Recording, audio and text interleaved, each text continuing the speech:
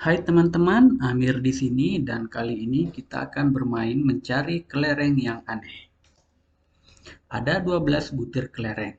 Dari 12 kelereng tersebut, 11 di antaranya mempunyai berat yang sama, sedangkan satu lagi kelereng aneh karena mempunyai berat yang berbeda. Entah itu lebih berat atau lebih ringan dari kelereng yang lainnya. Ada sebuah timbangan yang bisa dipakai, dan itu maksimal 3 kali. Diminta untuk menemukan kelereng yang aneh tersebut dan memastikan apakah dia lebih berat atau lebih ringan dari kelereng yang lainnya. Silakan pause video ini untuk memikirkan strategi dalam menjawab tantangan ini. Silakan subscribe channel ini untuk selalu mendapatkan update jika saya mengupload video yang baru.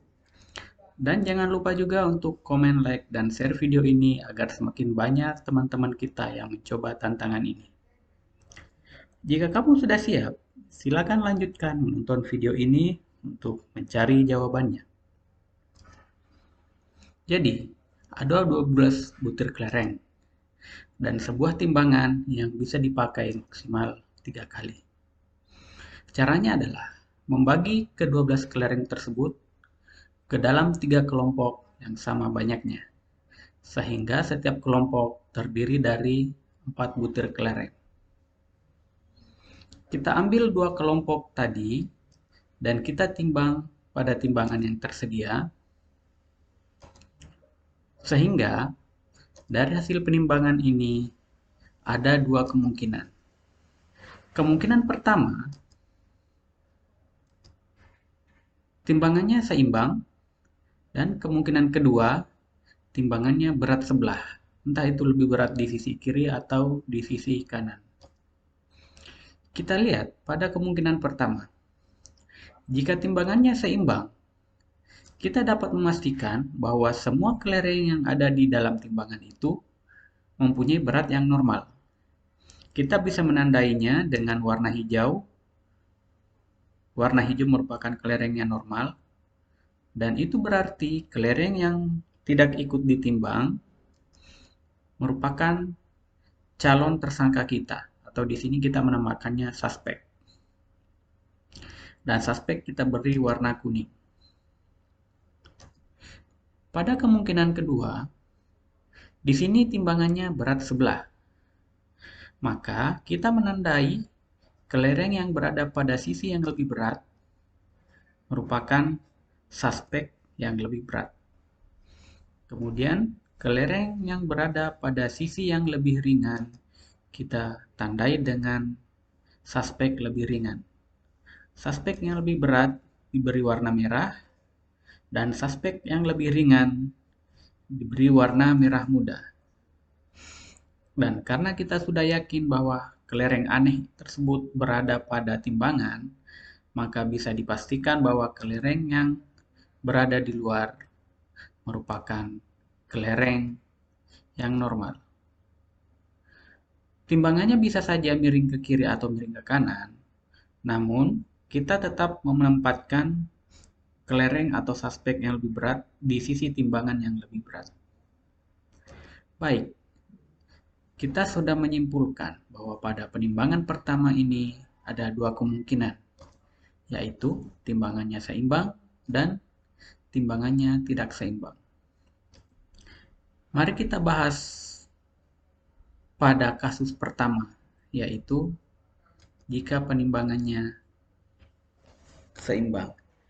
Jika penimbangan seimbang, ini berarti suspek kita tinggal 4 butir kelereng, yaitu kelereng yang tidak ikut ditimbang pada penimbangan pertama. Kemudian bagaimana menentukan strategi berikutnya agar kita bisa mendapatkan kelereng yang aneh di penimbangan ketiga tadi? Yang perlu diperhatikan adalah pada penimbangan kedua, jangan menimbang terlalu banyak atau terlalu sedikit kelereng, karena pada akhir penimbangan ketiga akan menghasilkan suspek yang lebih dari 1. Dan jangan juga menimbang kelereng persis setengah dari jumlahnya. Misalnya pada kasus ini 2. Karena kamu mungkin akan menemukan kelereng yang aneh, tapi tidak tahu apakah dia lebih berat atau lebih ringan. Kuncinya adalah timbanglah kelereng dengan jumlah satu kelereng lebih banyak dari setengah jumlah kelereng. Karena di sini tertinggal 4 kelereng, setengah dari 4 adalah 2 dan kita tambahkan 1 sehingga yang akan kita timbang adalah 3 kelereng suspek. Selanjutnya pada timbangan kedua ini, kita bisa menempatkan ketiga kelereng suspek ini di sisi yang sama dan kelereng normal di sisi yang sama pula. Atau bisa juga kita menempatkan dua kelereng suspek dan satu kelereng normal di sisi yang sama, dan di sisi lainnya kita menempatkan satu kelereng suspek dan dua kelereng normal. Ini bisa kita sebut kasus pertama dan kasus kedua. Kita coba menjabarkan jika kita menerapkan strategi di kasus pertama, yaitu kelereng suspek ditempatkan di sisi yang sama dan diimbangi dengan kelereng normal di sisi lainnya. Di sini akan bisa menghasilkan 3 kemungkinan, yaitu untuk kasus 1A, timbangannya imbang. Untuk kasus 1B, sisi kelereng suspek turun atau lebih berat. Dan untuk kasus 1C, sisi kelereng suspek naik atau lebih ringan. Kita coba bahas jika yang terjadi adalah kasus 1A, yaitu penimbangan keduanya berimbang. Karena penimbangannya berimbang, kita bisa memastikan bahwa kelereng yang ada dalam timbangan adalah kelereng normal. Sehingga kelereng anehnya bisa dipastikan adalah kelereng yang tidak ikut ditimbang pada penimbangan kedua ini. Sehingga untuk penimbangan ketiga, di kasus ini kita bisa langsung menimbang kelereng aneh tersebut bersama satu kelereng normal yang lainnya. Jika dia lebih berat atau turun, kita sudah memastikan bahwa kelereng aneh tersebut lebih berat. Namun, jika dia naik, kita menyimpulkan bahwa kelereng aneh tersebut lebih ringan. Sehingga untuk kasus 1A sudah terpecahkan. Bagaimana jika timbangannya sisi yang ada kelereng suspek turun atau lebih berat? Kita bisa menyimpulkan atau memberi tanda bahwa kelereng suspek yang turun tersebut merupakan suspek yang lebih berat dan kelereng yang tidak ikut ditimbang dipastikan merupakan kelereng normal. Nah, untuk penimbangan ketiga ini, kita mengambil 2 dari 3 suspek lebih berat ini, kita timbang, di mana jika terjadi ketidakseimbangan, kita sudah bisa memastikan bahwa kelereng aneh tersebut adalah lebih berat, sehingga jika ada sisi timbangan yang turun, kita bisa memastikan bahwa kelereng aneh tersebut adalah kelereng yang berada pada sisi timbangan yang turun tersebut. Namun, jika pada penimbangan ketiga ini seimbang, maka kelereng aneh yang lebih berat adalah kelereng yang tidak ikut ditimbang pada timbangan ketiga ini. Dan untuk kasus 1B pun terselesaikan. Untuk kasus 1C, di mana sisi yang berisi kelereng suspek dia naik, maka di sini kita bisa menyimpulkan bahwa kelereng suspek ini mempunyai berat lebih ringan. Dan itu berarti pula bahwa kelereng yang tidak ikut ditimbang merupakan kelereng normal. Nah, untuk penimbangan ketiga pada kasus ini, kita ambil 2 dari 3 kelereng yang masuk suspek lebih ringan. Hasilnya bisa saja miring ke kiri atau miring ke kanan, namun kita sudah memastikan bahwa kelereng anehnya merupakan kelereng yang lebih ringan, sehingga kelereng aneh tersebut akan berada pada sisi timbangan yang naik. Namun jika hasil timbangannya seimbang, maka kelereng anehnya merupakan kelereng yang tidak ikut ditimbang pada penimbangan ketiga ini. Sehingga untuk kasus 1C pun sudah bisa kita pecahkan. Namun, bagaimana jika seandainya kita menyusun kelerengnya seperti kasus kedua? di mana kita menempatkan dua kelereng suspek dan satu kelereng normal di satu sisi, dan di sisi lainnya kita menempatkan satu kelereng suspek dan dua kelereng normal, dan sisa satu kelereng suspeknya tidak ditimbang atau berada di luar. Maka ini juga akan menghasilkan tiga kemungkinan, yaitu kasus 2A, timbangannya seimbang, kasus 2B, timbangannya berat di kiri, dan kasus 2C, timbangannya berat di kanan. Kita akan bahas jika timbangannya seimbang. Jika timbangan seimbang, ini berarti seluruh kelereng yang ada dalam timbangan merupakan kelereng normal, dan itu berarti kelereng aneh adalah kelereng yang tidak ikut ditimbang pada timbangan kedua ini. Sehingga untuk penimbangan ketiga, kita tinggal menentukan dia akan lebih berat atau lebih ringan dari kelereng normal.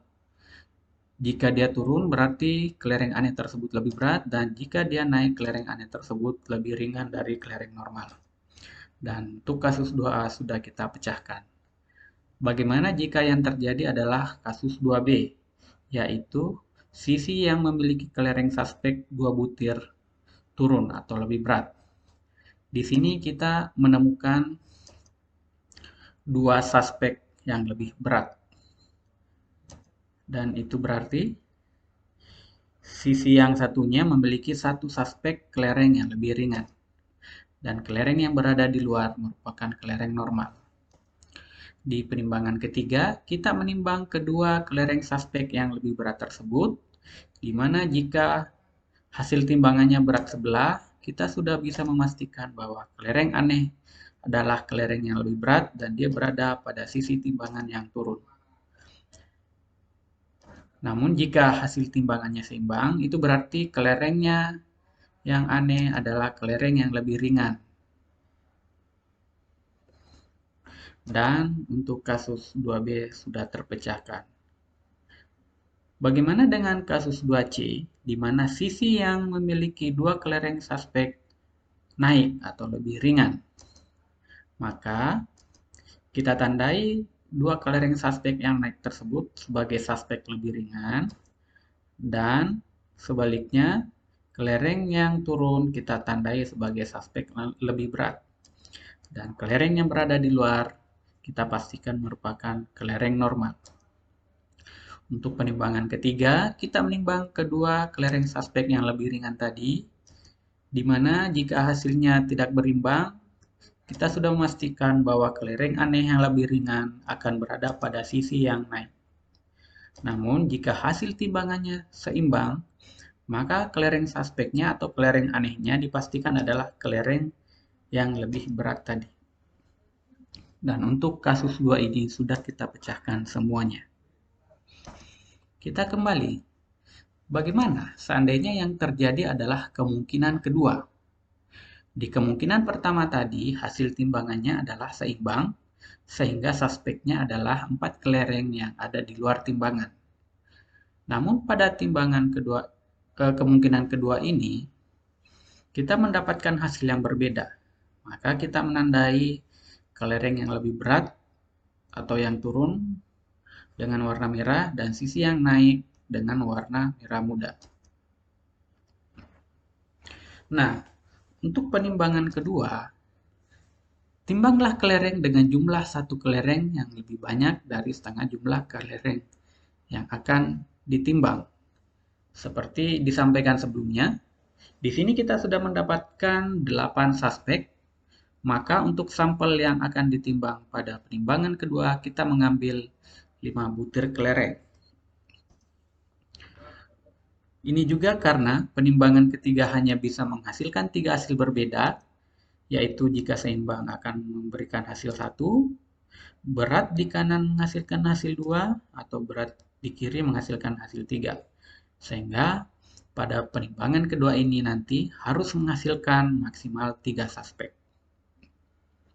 Sehingga penempatan kelereng-kelereng yang akan ditimbang harus disusun sedemikian rupa sehingga tidak menghasilkan suspek lebih dari 3. Jika kita menempatkan kelereng seperti ini dan hasilnya miring ke kiri, di sini kita akan mendapatkan 3 suspek yang lebih berat dan satu suspek yang lebih ringan. Sehingga total semuanya adalah 4, dan 4 itu lebih besar dari 3, maka ini tidak akan memberikan hasil yang kita inginkan. Maka seharusnya penempatan kelereng untuk penimbangan kedua ini bisa kita atur seperti ini.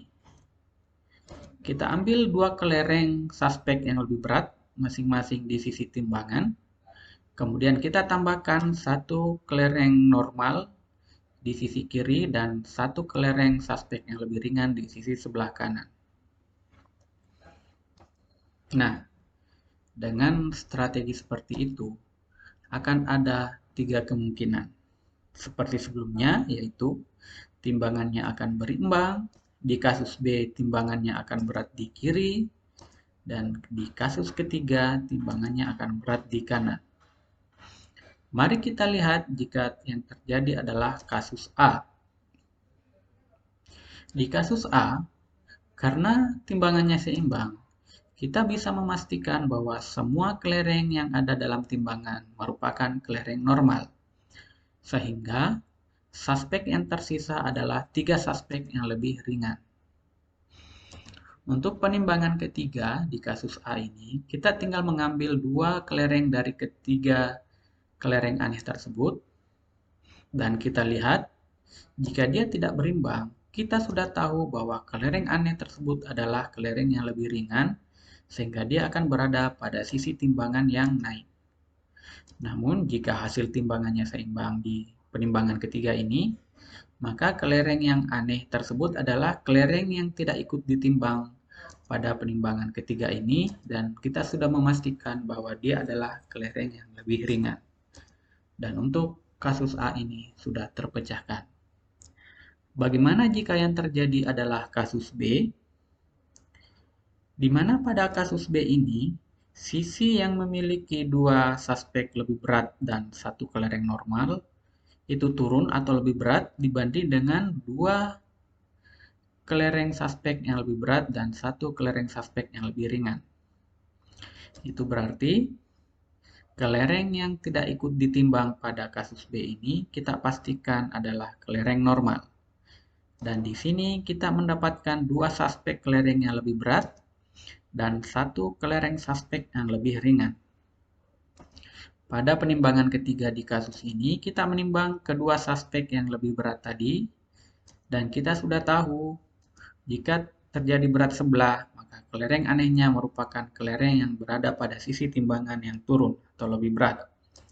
Namun jika hasil penimbangannya seimbang, berarti kelereng anehnya adalah kelereng yang lebih ringan yang tidak ikut ditimbang pada penimbangan ketiga ini.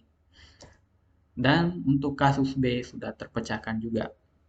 Kita beralih ke kasus yang terakhir, di mana pada kasus ini sisi yang memiliki kelereng suspek lebih berat dan 1 kelereng normal dia naik, dan sisi yang memiliki 2 kelereng suspek lebih berat dan 1 kelereng suspek lebih ringan dia turun.